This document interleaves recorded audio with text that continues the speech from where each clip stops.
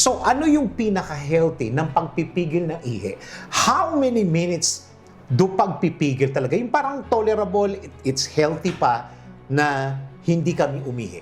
Gaano kabula ang dapat na ihi na healthy, hindi healthy, at grabe na Yes. yung sakit. Yung mga, teka muna, nilalagnat ka na, baka UTI na yan, inuman mo na ng buko yan. Inuman mo na ng buko yan. Tapos kapag ininuman mo na ng buko, umihi ka na, good ka na. Gaano kadilaw dapat ang madilaw na ihi? Gaano yung delikado na nadilaw? Yung dilaw ba, okay lang? Okay lang? Yung orange ba, delikado? Welcome to episode 2 ng PhD. At pinag-uusapan pa rin natin, jingle. Kasama pa rin natin. Di ba ano yun? Parang kanta yun. Jingle. Baka mamaya lumabas na si paring JMC. Oo, di ba? Si Maricha. Di ba? Dumudungaw na. Kasama pa rin natin si Doc Joseph Lee, ang celebrity doctor, urologist po. Hi, Doc Joseph. Kala ko sasabihin mo, eksperto sa jingle. Pinag-uusapan pa rin po natin ang jingle all the way. Yeah. Okay, ang hanging question natin kanina, what is the standard minutes of pagpipigil ng ihi? Yes. Diretso na natin, Doc. Ano ba talaga yung, kunyari, may ginagawa pa ako and I wanna finish because of the deadline. Gusto ko siyang tapusin kasi in 5 minutes or 10 minutes matatapos na ako, pigilan ko muna. Actually, there is no time, really reference, but the only thing that we can measure that the bladder tends to have a signal that is disturbing is yung una, sumasakit ang puson. Okay. Tapos yung parang feeling mo na parang sisirit ng ihi mo pero withdrawn backwards. Alam mo yung feeling Okay. na kasi Okay. pinipigil mo eh. Okay. Because there is a tendency for the sphincter to relatively to relax. Yung sphincter natin kasi, Sir Dennis, para parang bumigay, para lumabas yung ihi. Medyo magre-relax siya konti. So may release factor, So yung feeling mo na parang sumasakit ang puson ko. Parang, alam mo yung the movement tends to be very irritating sometimes. Parang lalabas na, pero pipigilan mo. Parang i-hold mo backwards. Okay. So, I think that is the more significant feeling na yung time frame na gusto mo siyang I-release. later na. Later na in that moment. Okay.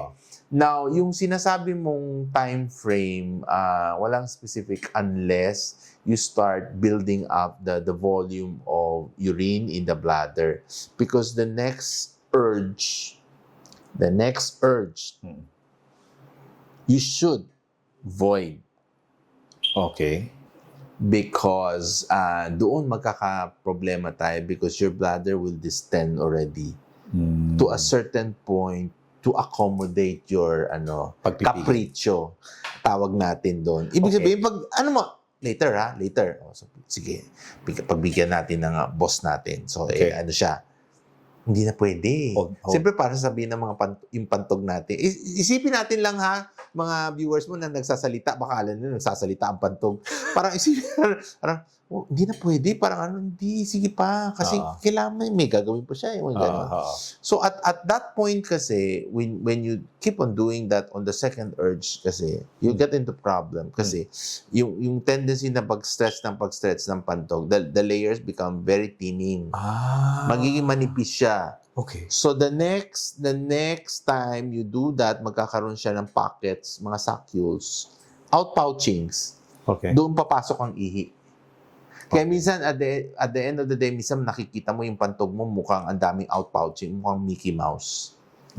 Kasi these are the signs wherein you constantly go into retention mode. Pinipigil mo. At to such time na makikita mo ang tagal mo mag-execute ng urination.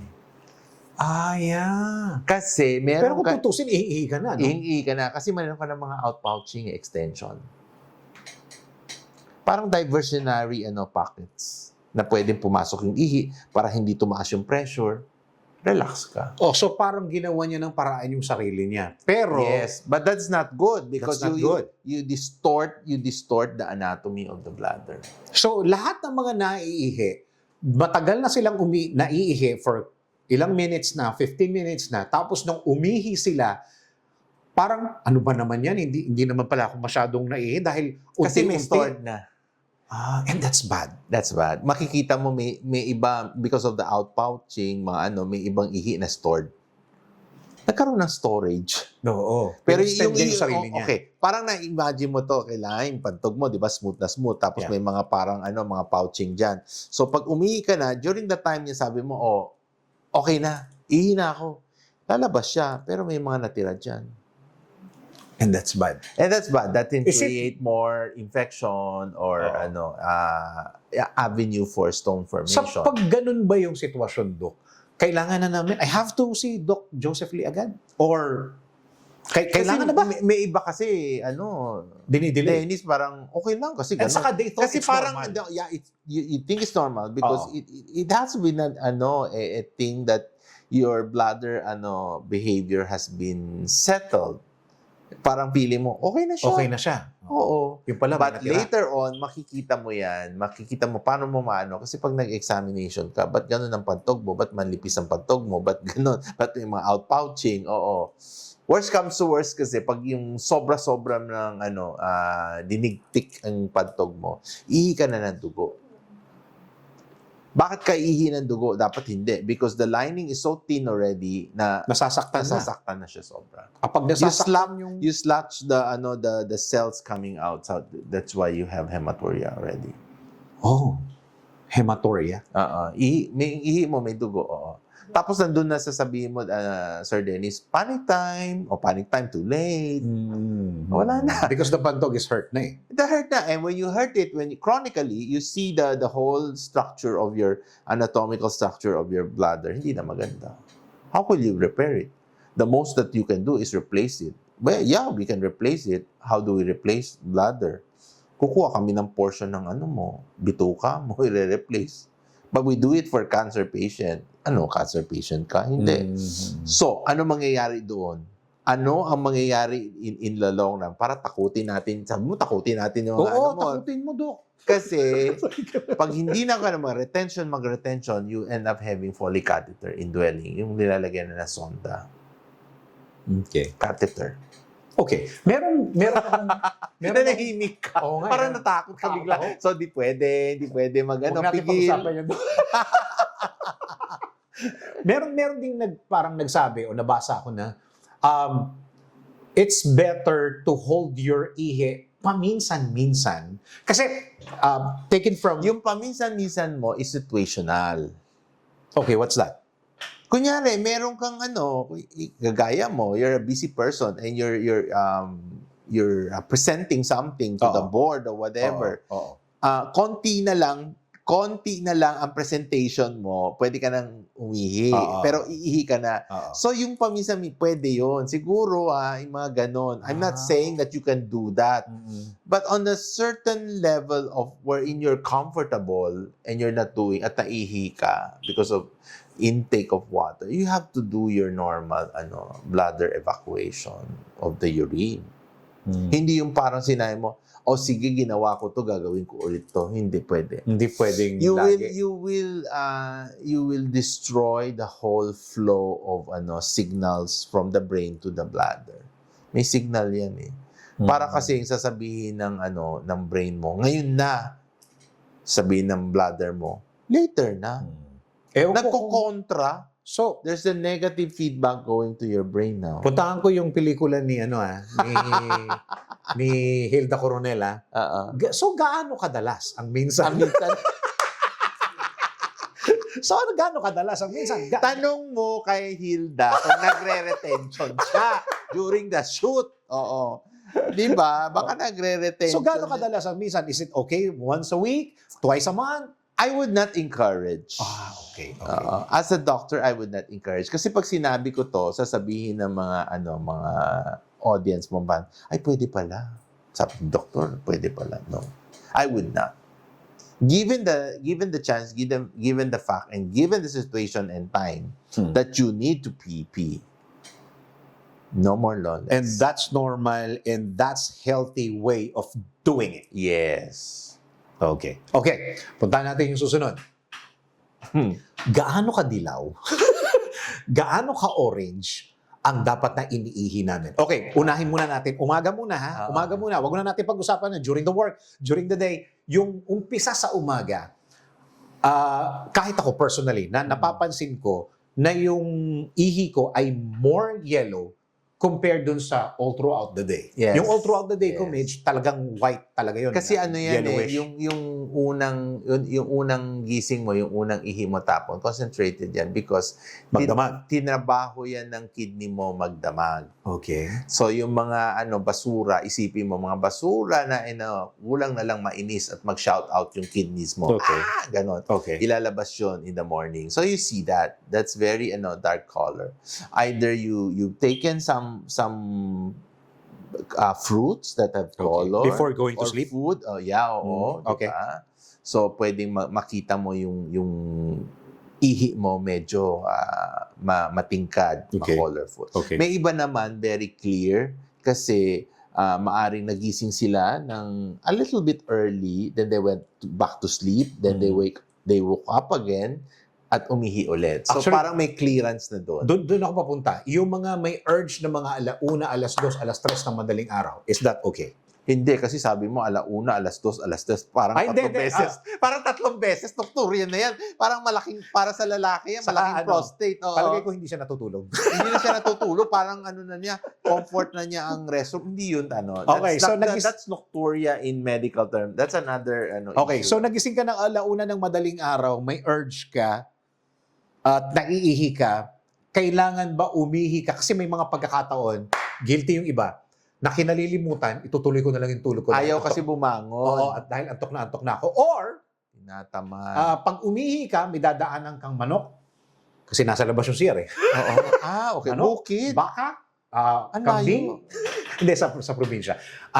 In short, Malayo. pag nagising ka ng alauna at naiihi ka, hindi pwedeng palampasin. Kasi yung iba, pag nagising, natatakot, baka hindi na makatulog eh. Yes. Okay, so, Kasi that's the yung sinabi mo tama yan, no? The distance of your bedroom to your comfort room. yes. Kagaya mo, pag maiksi lang, di okay. Okay lang. Pag yung parang nabanggit mo, may kalabaw, may Oo. baka, parang bukid na yan. Papunta, parang layo ng Oo. Okay. The tendency is not to wait na sunrise bago umihi. May iba naman, pag hindi mo kayang i-wait, doon na lang sa kanto-kanto ng pag hindi naman yun, ha? Hindi naman yun. Pero ang aking Naghanap ka na lang ng gulong. Oo. At tinaas mo yung paa mo. Aso pala.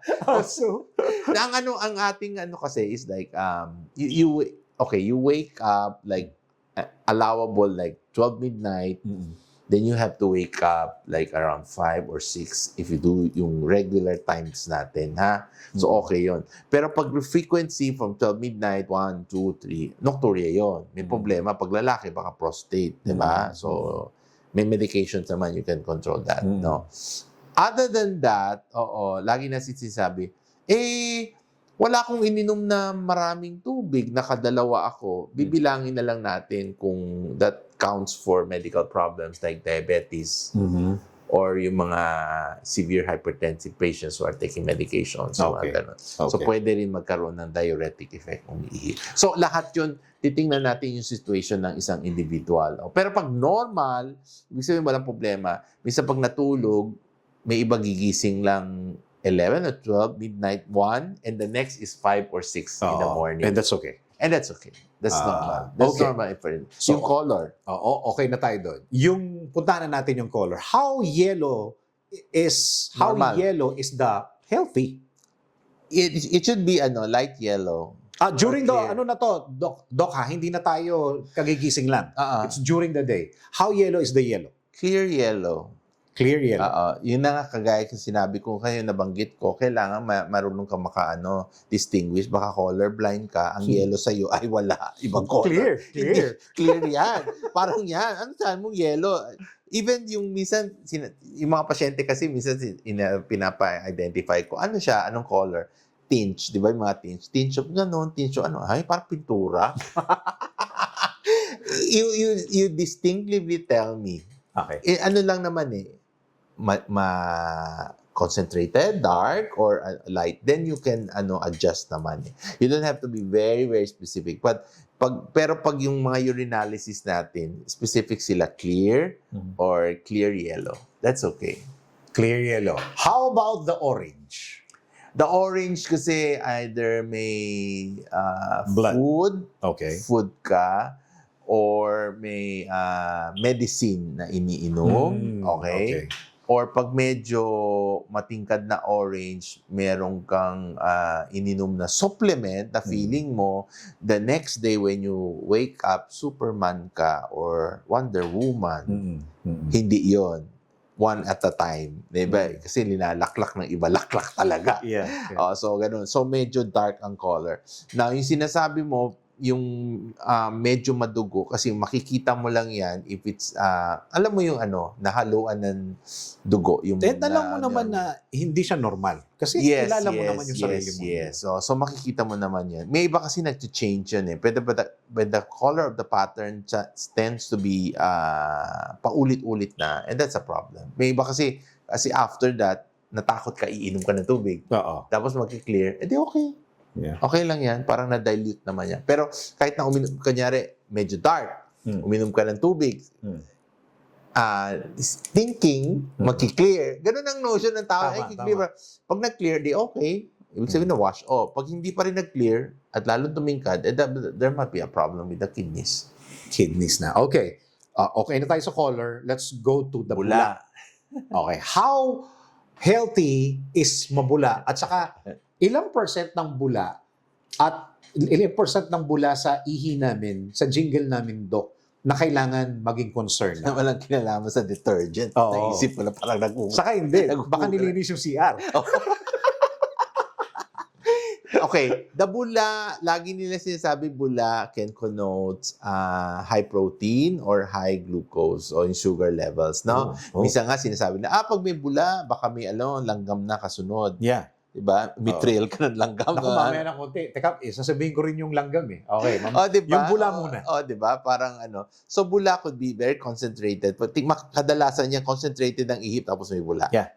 Or, minsan konti ang volume, biglang isang gush mo, may mga bula-bula. Okay.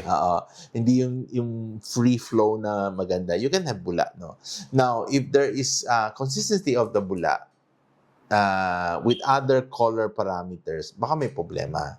Okay. Then you check. Pero pag bula lang, then later on, parang lang, you just leave it there. O either it's high protein or high glucose lang. So yung intake mo, tingnan mo ulit, kumain pala ako, nag-party, ang dami kong kinain na na beef, na steak, ganon. At saka kung minsan lang naman. Tsaka minsan lang naman. Pero pagka naging frequent, naging lagi na ganon, that's yes, it becomes concern. makikita mo parang and the manner of your urination is also tingnan mo. Di ba sabi ko kasi pag maganda yung volume, ibig sabihin usually hindi masyadong bula Pero yung parang konti lang may bula-bula, di ba? Yeah. Okay, how about umihi ka sa isang lugar tapos binalikan mo nilalanggam? Baka meron lang nagkataon lang may langgam. This is a folklore thing. Wag naman kasi baka sabi anong kulay ng langgam? Pula ba yan o itim? Ay, mas vicious. Aabangan ko yan. Babalik yan babalik yan. Marami ba sila? Ganun. No, this is just a notion na nagkataon lang. Mga ganon. Either siguro. Pero pag lagi, Dok, may langgam. Ano na lang kasi yun? Parang feeling ko kasi pag langgam. So there must be something in the urine. Sabi ko nga, di ba? There's protein, sugar. But that's quite unusual kasi they really don't really trail down the di ba? Kadalasan lang nagkaganon. Pero sabi mo tama ka rin. Baka pag nasa probinsya you can have that. I don't know, pero sa Specifically, we do that. Iniisip natin langgam ang kinuti. Kasi paano? Pag ibang insekto ang pumunta, oo nga, no? o di mo ba naisip yun? Level rin. O bakit mamaya merong salagubang o ano? Sa probinsya kasi, yung iba siguro mag-a-agree. Sa probinsya kasi, meron tayong tinatawag na, yung place of comfort na tinatawag. Right. Pag ilisang beses ka na umihi doon, yun na yung ihi mo eh. Doon ka na. But you have to, Dennis, pag ang ihi kasi hindi na didispose matagal at nag-stock at umihi, parang mga comfort room natin, they will become very ammonic. Ammonia ang amoy. Okay. Very kasi may ammonia ang ihi eh. Di ba may certain amoy pag ang dami nang umiihi? Tama, di ba? tama. Pag ang dami nang umiihi. Lalo na yung mga manginginom. Yes. di ba may smell? Nilalanggam to. Sino ba? Ilan ba tayo nanginginom? 5. Halika. Sino una ako? Pangalawa? Tapos tingnan mo yung trail, yung langgam pag gano'n, diretso. Tapos yung mga puy pag gano'n na. Parang nalasing din ng mga langgam. Okay, next. When you feel something, UTI na yan. Sasabihin pa, no? UTI. May problema ka. Inom ka ng buko. Buko is lagi ko sinasabi, it's not related to medicine. It doesn't have any medicinal value. The only thing that buko is good is it gives a bit of taste to the water. Kung ikaw ay ayaw uminom ng tubig dahil walang lasa, 'di ba? Gusto mo may lasa, gusto mo may melon. Ano pa nilalagay? Cucumber. Para may lasa. Your buko gives you a sense of goodness in drinking, for you to drink fluid. Okay. Now, it's a very good diuretic. Diuretic, Dennis, kasi nakakaihi ka, nakakabawas ng a lot of your bacteria in washing off sa pantog. But it is not a medical fluid. Yung ibig sabihin, uminom ako ng buko, wala na akong UTI. No. Oh, okay. Kasi yung mga followers natin, ang pagkakaalam, pagka may UTI ka o may nararamdaman ka, ibuko mo lang yan. Ngayon, you're saying, pwede siyang ibuko. Kaya nga sabi ko, nakakales. Kasi you tend to drink now water. Kasi pag may sakit ka, may UTI, ayaw mo uminom ng tubig, di ba? Lalo na in the beginning, you don't like water because it's tasteless. Now, you tend to drink it because there is certain, may lasa. So hanggang andun lang. Wala siyang medicinal, comforting thing. Di ba? Bakit? Parang nag-isip ka. Hindi yung parang, may UTI ako, iinom ako, mawawala UTI ko. No, you will still have the symptom of balisawsaw and pain and everything. The only thing is good is like sabi ko nga, kasi it tends for you to drink and drink instead na water na baka ayaw mo. So sa amin yun, maganda yun. Sige, inom ka kasi tubig yun eh. It's fluid. So, okay siya. Saka mas maganda yung buko na buko, yung hindi nalalagyan ng asukal, lalo yung mga yes. Diba? Lalo na daw yung bata, yung bata, yung laman pag medyo soft, the water is very clear. That's very good. Yung tama ba yun? Uhog. Yung tawagin nila uhog. Yung tubig doon, maganda yun. Maganda hindi yung matanda ng coconut. Yeah. Okay. Matanda pa rin pala. Yeah. Okay, wala na tayong masyadong oras, Doc. Saan una, ikaw ba'y sumasagot sa Facebook? Oo naman. Very good. lahat ng doktor na na-interview ko, lagi ko tinatanong, kayo ba'y dumasagot sa Facebook? Okay, ang susunod na tanong, what's the Facebook? Facebook ko? Facebook ng center po natin. And you answer, right? 'Di ba? Rejuvenative and Aesthetic Wellness Center. Tama ba? O, andyan na Yan, secretary. okay. May contact number, may cellphone, may telephone number. Ibibigay na lang sa iyo. Okay. I-graphics na lang natin. graphics. I-graphics na lang natin. Okay. Ang last question, nasaan ang center? Okay, salamat una-una sa pagpunta mo dito. Alam ko medyo malayo. Malayo ba? Hindi naman ilang bundok to, no? Patawag-tawa ka. Malapit naman sa iyo, no? Oo, malapit But naman. this is one way for you to take a look at the male wellness center because it's down in South Luzon, 'di ba? South Luzon, 'di ba? Oo. Dito pa kami sa One Asia Business Center sa Binyan, Laguna. Yan. Ang importante doon ay sumasagot kayo sa Facebook. Yes po. Sasagot very pa kami. Oh, Hindi kung mo na- hindi ako magsagot, ang secretary ko si May ang sasagot. Ayan. Importante may sasagot talaga. Sa totoo lang, di ba? yes. Sa totoo Oo. lang. Kailangan May iba talaga kasi may hindi. sasagot. Lahat ng contact number ay nandun po sa Facebook. Ibibigay sa iyo. Ayan, okay. Oo. Hindi muna ako totally magpapasalamat, Doc, kasi feeling ko, Babalik ka. babalik ako, marami pa tayong pag-uusap. Parang yan Parang yung kantang yan sa airport. Ano yan? Babalik ka rin. Babalik ka. May card na yan eh. Ay, ganun. Oo, babalik card. Okay. Maraming salamat, Oy, Doc Joseph Lee. Thank you very you. much.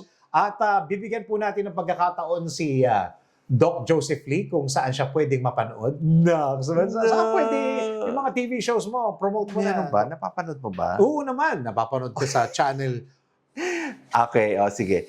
You can watch me at IBC 13 every Wednesday and Friday, Thursday morning, 6 o'clock to 8 a.m.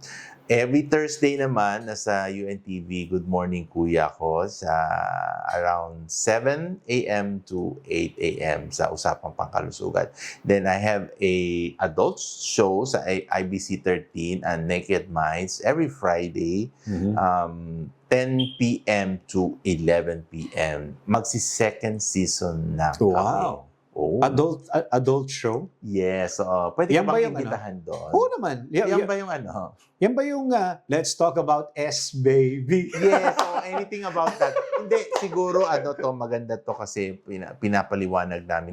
Dalawa kaming doktor na host, pinapaliwanag namin what is essential, what is truthful, and what is needed so that sex will be healthy and as well as educational. Yeah. Diba? Isa yan sa mga pangarap na i-produce Na ko na yung ang title niyan ay The Doctors Are In. Sige, produce mo naman kami.